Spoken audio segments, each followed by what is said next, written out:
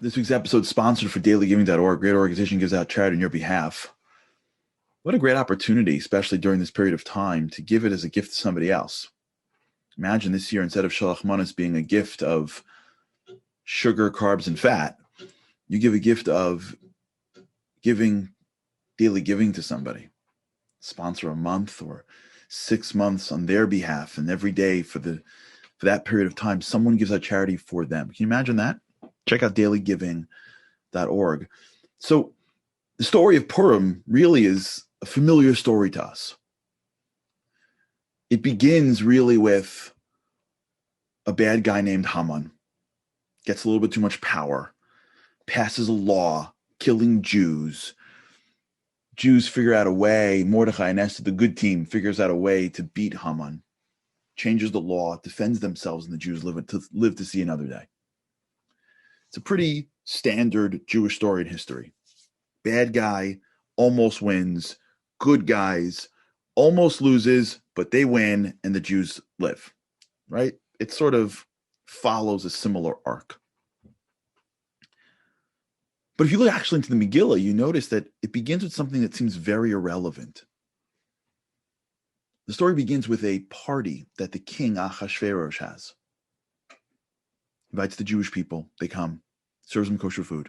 Now at the party, stuff happens that's going to influence what's going to happen later on, but really, it's not that relevant. The party ends. Years later, Haman comes to power. And yes, stuff that happened in the party matters because Esther becomes queen, but who cares why she became queen? It doesn't change the storyline. Why would God put this irrelevant story at the beginning of Megillah? We don't know about everything else that happened in Shushan. We don't know about the stuff that happened in between, which I'm sure influenced Haman maybe in a bigger way than that story. This isn't a history book, it's a storybook. And if God put the story in, why? What was relevant about the party of Ahasuerus that it had to be the opening story of Purim? So I want to go one step deeper. Remember, everything that happens to the Jewish people happens on two levels. The surface and the depth. The physical and the spiritual. So physically, it's Haman, Mordechai, Esther, almost died, we got saved, we lived. That's the story. But spiritually, it's something very different. The story of Purim is the story of the diaspora Jew. The diaspora is an experience that we've been experiencing for thousands of years. We've been going from host country to host country. And in some places treated terribly, in some places treated very well. But our story has been one in which we have been bouncing around. Thank God, in recent history, we have gotten this Israel back. That's a new development in our history. And the story of the diaspora Jew really is a story that began in Purim. The first temple was destroyed. The Jews were exiled to Babylon, treated most likely terribly. And only after the Persian Empire, the story of Purim, took over did the Jews get some more rights. And it was shown because when the king threw a party in his capital city, he not only invited the Jews, but he brought out kosher food. So this really was the first time the Jewish people were treated well. This is the original diaspora Jew story. So if you look in the Talmud, you find something amazing. When the Talmud explains why the Jews were subject to a potential annihilation decree, it says because they were neheneh, they enjoyed the feast of Achashverosh. The rabbis also said, wait a second, why are we starting with this story? There must be something powerful. And on a deeper level, in fact, the story really wasn't so much about Haman. The story actually was about that party. That was the arc that we may be missing. What happened at that party? And why was it so critical that it led to an almost decree against the Jewish people? And the answer is because you have to understand what goes on in the diaspora. Jews throughout history have always tried to stay alive. And so in every country they've ever been in, they've integrated into the country. They've become great citizens. They've become part of the culture. Our job is to light up the world. Every human being comes from God. We don't believe that we're supposed to take and run. We're supposed to be part. We integrate. We're a part of society. We're a part of citizenry. We participate.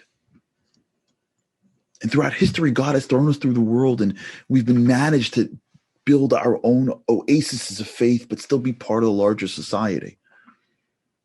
But there's one thing that God says you can never give anybody but me. That's your trust. Your hands, your legs, your eyes, you have to live, but your heart belongs to me. I take care of you. I'm the one who's going to protect you. I'm the one who's going to make you eternal. There's a reason why you're the only nation that has survived this long in exile. It's because I'm the one making sure it happens. And when God puts us in the diaspora, he says, you're supposed to make sure you can be part of society, but never, ever, ever think for 1 second that the trust of your own security and that your own safety is in the hands of the local government. When you trust man, then you lose my divine protection. The verse in Psalms says, God is like our shade. Because just like shade moves with the man's action, so too God's protection and providence moves with where our heart goes. And when we put our hearts into God, we get greater protection. When you put our hearts into the local environment and local establishment, then we lose God's protection. The first time that happened was in this story. If you look closely into the words, you find the Jews were nana. They enjoyed the party of Achashverosh. What did they enjoy about the party? It wasn't the food and the wine. They enjoyed the fact that the king now liked them. They were fine. They were good. They finally made it. He has kosher food. He's not going to hurt us. He's not going to do anything wrong to us. We don't need God. We're worked out. We're in the government. What the Jews did in Purim was they took their hearts. They took their trust. They took their faith. And they put it in the hands of the king. And God says, oh, no, you didn't. Oh, you think he's going to take care of you? Oh, is that how it works now? Really? Okay. Let's play your game. Here's the protection. At the party, the Jews lost that connection to God. It took years for Haman to step up. It took years for it to all manifest. But really, the story wasn't about Haman. Haman was a tool. This was about a relationship between us and our Creator. And we didn't get saved because Esther pulled some incredible chess move. We got saved because the Jews realized, oh, it's about God. Kimu v'kiblu, they accepted, they realized that this whole story wasn't about Haman, good guy, bad guy. This is a story about their relationship to their Creator. And when they got that, God said, I'm back. This is the story of our lives. We have always stumbled in this area, personally, communally, nationally. We put our faiths in man, and at some point they let us down. Our job in this world is to put our efforts into this world.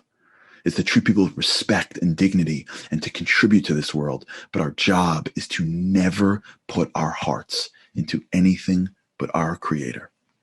Because at the end of the day, as bleak as something may look, he can always save us. And as good as something may look, it's always him who is ultimately in charge. And today, more than ever, this is our message. Our heart belongs in God. And when we have faith in him and we have trust in him, we get a unique level of protection from him. While our hands can do what they're supposed to do, our connection remains strong. That's the story of Purim. And that's the story of the diaspora experience every day since.